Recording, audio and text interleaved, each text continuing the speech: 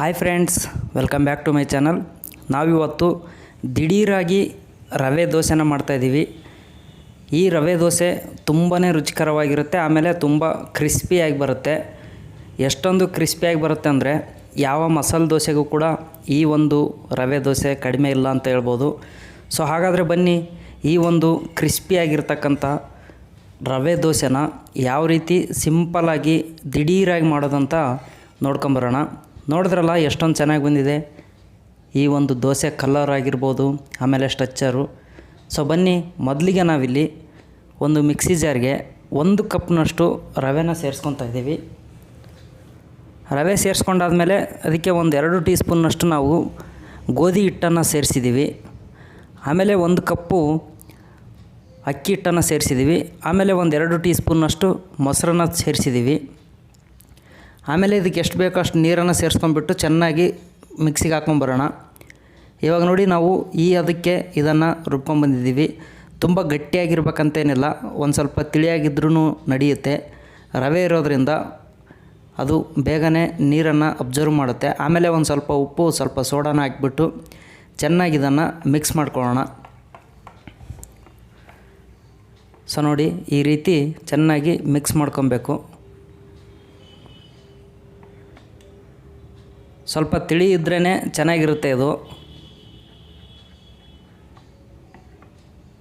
So ನೋಡಿ, ಅದಕ್ಕೆ ಬಂದರೆ ಸಾಕು, ಇಷ್ಟ ಆದರೆ ಸಾಕು, ನಮಗೆ ದೋಸೆ ಮಾಡೋದಕ್ಕೆ ಹಿಟ್ಟು ರೆಡಿಯಾಗಿದೆ ಅಂತ.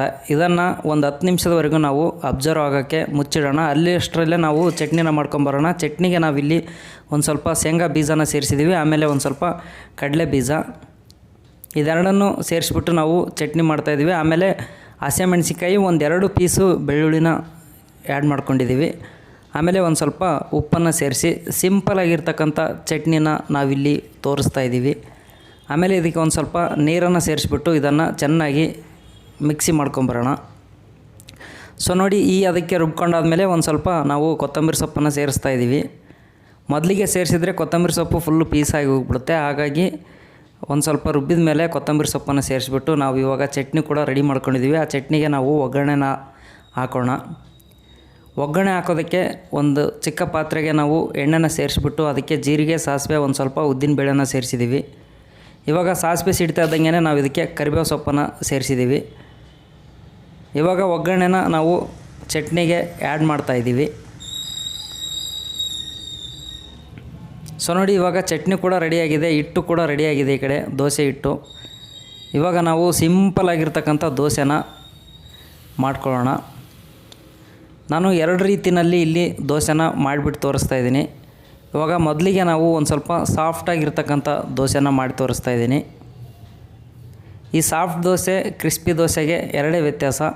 ನಾವು ಕ್ರಿಸ್ಪಿಯಾಗಿರ್ಬೇಕಂದ್ರೆ ಒಂದು ಸ್ವಲ್ಪ ತೆಳ್ಳಗೆ ಹಾಕ್ಬಿಟ್ಟು ತುಂಬ ಹೊತ್ತು ಫ್ರೈ ಮಾಡಿದರೆ ಅದು ಖಡಕ್ಕಾಗುತ್ತೆ. ಇದು ತುಂಬ ಸಿಂಪಲ್ಲು. ಇದೊಂದು ಸ್ವಲ್ಪ ದಪ್ಪ ಹಾಕಿಬಿಟ್ಟು ಐ ಫ್ಲೇಮ್ ಇಟ್ಕೊಂಡ್ಬಿಟ್ಟು ಇದನ್ನು ಫ್ರೈ ಮಾಡ್ಕೊಬೇಕು ನಾವು.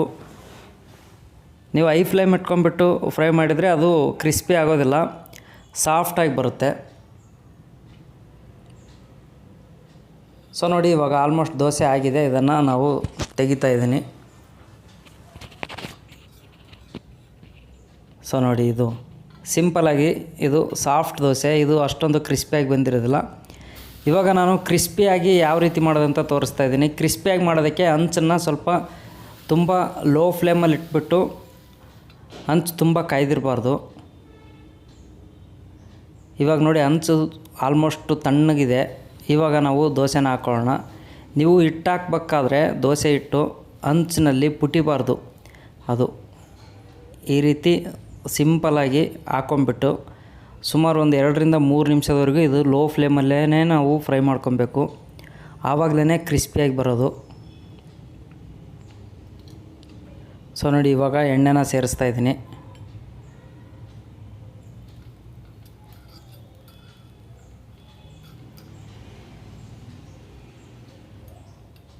ಈ ರೀತಿ ಎಣ್ಣೆನ ಸೇರಿಸ್ಬಿಟ್ಟು ತುಂಬ ನಿಧಾನಕ್ಕೆ ತಾಳ್ಮೆಯಿಂದ ಇದನ್ನು ಒಂದು 2 ರಿಂದ 3 ನಿಮಿಷದವರೆಗೂ ನಾವು ವೇಟ್ ಮಾಡಬೇಕು. ಆವಾಗಲೇ ನಿಮಗೆ ಕ್ರಿಸ್ಪಿಯಾಗಿರ್ತಕ್ಕಂಥ ದೋಸೆ ಬರೋದು.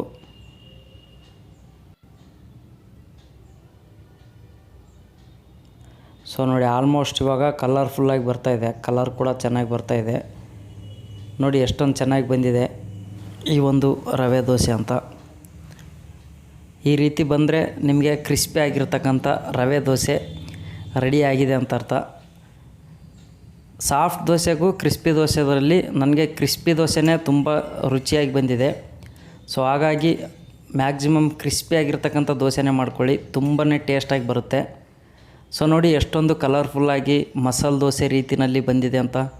ನೀವು ಕೂಡ ಇದೇ ರೀತಿ ಈ ಒಂದು ರವೆ ದೋಸೆನ ಮಾಡ್ಕೊಳ್ಳಿ ತುಂಬ ಈಸಿಯಾಗಿ. ಹಾಗಾದರೆ ಈ ನಮ್ಮ ವಿಡಿಯೋ ಇಷ್ಟ ಆದರೆ ಒಂದು ಲೈಕ್ ಮಾಡಿ, ಕಮೆಂಟ್ ಮಾಡಿ ಹೇಗಿತ್ತು ಅಂತ. ದಯವಿಟ್ಟು ನಮ್ಮ ಚಾನಲ್ನ ಸಬ್ಸ್ಕ್ರೈಬ್ ಮಾಡ್ಕೊಳ್ಳಿ.